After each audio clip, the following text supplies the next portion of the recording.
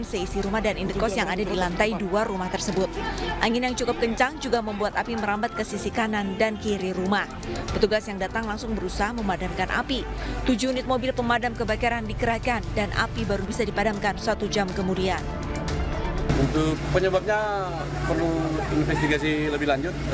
Hanya untuk tadi ada informasi dari yang punya rumah bahwa api berasal dari dapur. Tetapi untuk kita pastikan perlu penyelidikan lebih lanjut. Ini berapa bangunan yang terbakar, Bang? Untuk bangunan yang terbakar ini yang agak parah ini satu rumah, sempat juga menyebar ke kiri kanan tetapi cuma mengenai jendela dan berhasil kami isolasi sehingga apinya tidak menyebar ke mana-mana. Diduga api muncul karena pemilik rumah lupa mematikan kompor saat memasak. Tidak ada korban jiwa dalam peristiwa ini, namun kerugian ditaksir mencapai ratusan juta rupiah. Dari Bau-Bau, Sulawesi Tenggara, Andi Eba, Ainus melaporkan.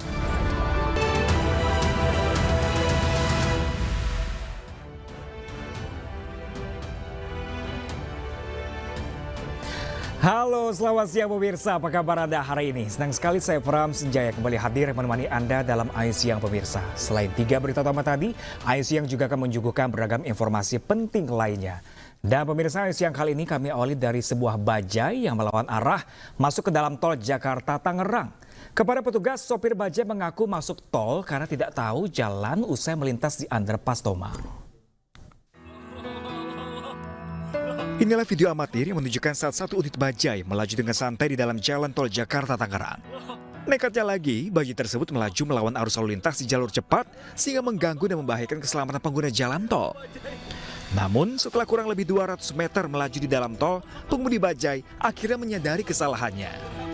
Ia pun mematikan mesin lalu mendorong bajainya memutar arah keluar ke jalan arteri.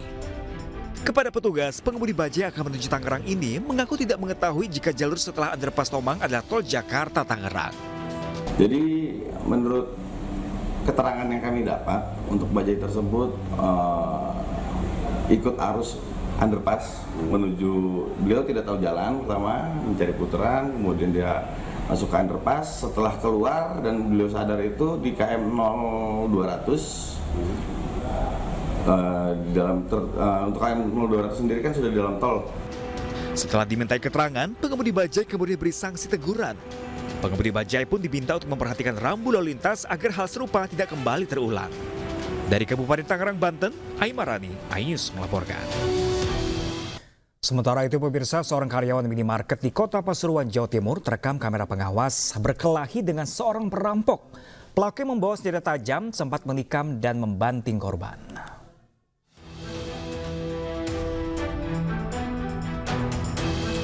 Aksi heroik seorang karyawan minimarket di Jalan Wahidin Sudiro Husodo, Kota Pasuruan, Jawa Timur, terekam kamera pengawas. Ia bergelut dengan seorang perampok yang berupaya menggasak berangkas berisi uang puluhan juta. Pelaku yang membawa senjata tajam menikam dan membanting korban yang terus melawan. Beruntung, korban berhasil menyelamatkan diri dan meminta bantuan warga. Pelaku pun diamankan polisi di indekosnya, beserta sebilah pisau dapur, pakaian, dan sejumlah bukti lain. Ia mengaku nekat merampok minimarket karena terhimpit ekonomi. Jalan kaki dari kos-kosan langsung masuk ke dalam Indomaret. Nah, masuk ke dalam Indomaret ini dia pura-pura menanyakan suatu barang. Setelah mendekati korban, dia langsung mengeluarkan senjata tajam, kemudian memiting leher korban dan minta supaya diantarkan ke berangkas. Tapi gagal mereka. Korban ini tidak mau mengantarkan dan melakukan perlawanan, sehingga di situ pelaku sempat terjatuh dan korban keluar dari Indomaret untuk meminta pertolongan pada warga. Pelaku ditetapkan tersangka dijerat pasal 365 KUHP tentang percobaan pencurian dengan kekerasan dengan ancaman hukuman 9 tahun penjara. Tim Liputan Ainus melaporkan. Ya pemirsa, aksi unjuk rasa ratusan warga di kantor Bupati Subang, Jawa Barat berlangsung ricuh. Dalam aksinya, massa menuntut kepala desa turun dari jabatannya setelah tertangkap basah warga menginap di rumah wanita yang bukan istrinya.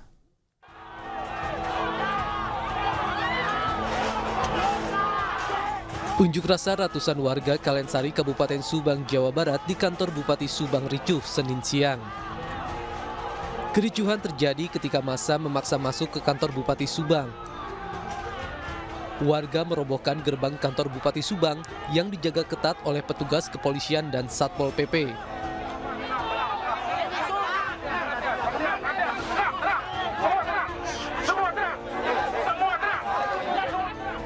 Unjuk rasa dilakukan karena warga kesal dengan ulah kepala desa Kalensari yang sering menginap di rumah seorang wanita yang bukan istrinya. Menurut warga, tindakan kepala desa tersebut telah mencoreng nama baik desa yang merupakan daerah santri. Warga menuntut agar kepala desa tersebut diturunkan dari jabatannya. Nggak masuk ke ranah hukum. Kami nggak masuk ke ranah hukum. Ya memang barangkali ada hukum seperti itu. Yang kami masuk adalah tindakan asusila. Dan ini adalah sebuah perbuatan kemungkaran. Dan kemungkaran harus kita hentikan. Apalagi dilakukan sebagai public figure. Yang kami khawatir karena jadi budaya. Kalau sudah jadi budaya, apa yang terjadi nanti? Warga membubarkan diri setelah diterima oleh perwakilan Bupati Subang. Namun warga akan kembali berunjuk rasa jika tuntutannya tidak dipenuhi.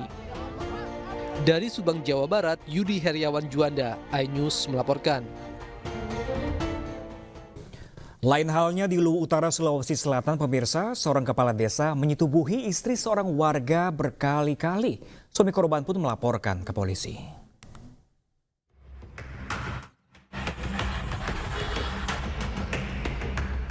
Seorang suami warga desa Sidobinangun, Kabupaten Luwu Utara, Sulawesi Selatan, melaporkan kepala desa karena menyetubuhi istrinya. Tidak sekali, pelaku 4 kali menggauli istri korban sejak akhir Januari 2024. Kasus bermula saat pelaku mengajak pasangan suami istri ini menguras tambak miliknya. Pelaku beraksi ketika sang suami lengah hingga berlanjut di kemudian hari. Suami istri tadi sempat saya interogasi ya, jadi memang sempat mereka melakukan persetubuhan sebanyak 4 kali ya. Yang pertama di pondok kebunnya kepala desa, pondok Hempang ya.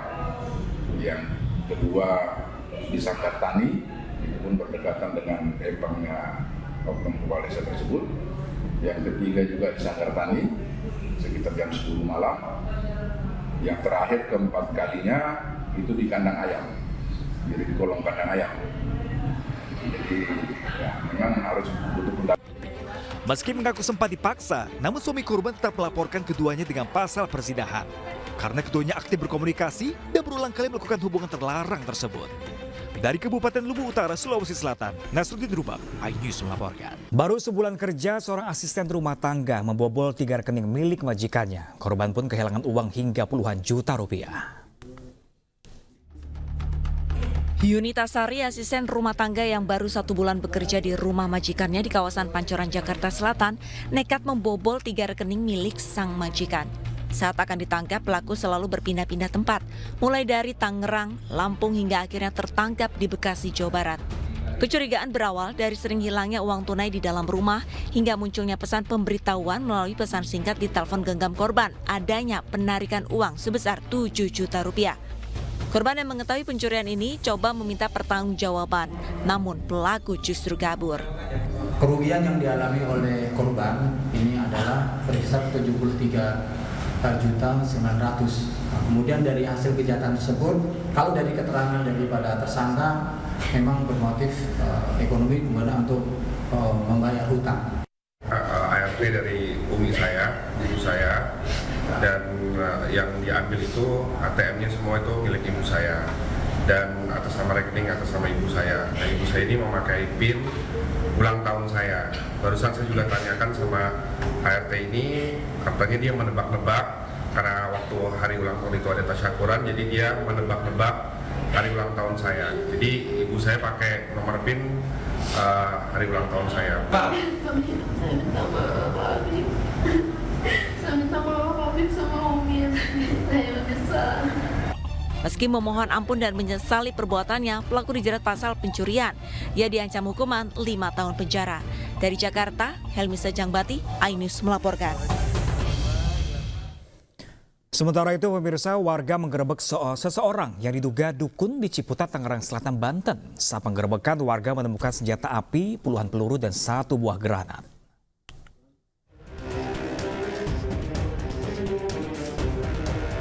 Warga menggerebek seorang yang diduga dukun di Kampung Sawah Ciputat, Tangerang, Banten. Penggerebekan dilakukan lantaran para warga resah keberadaan praktek perdukunan.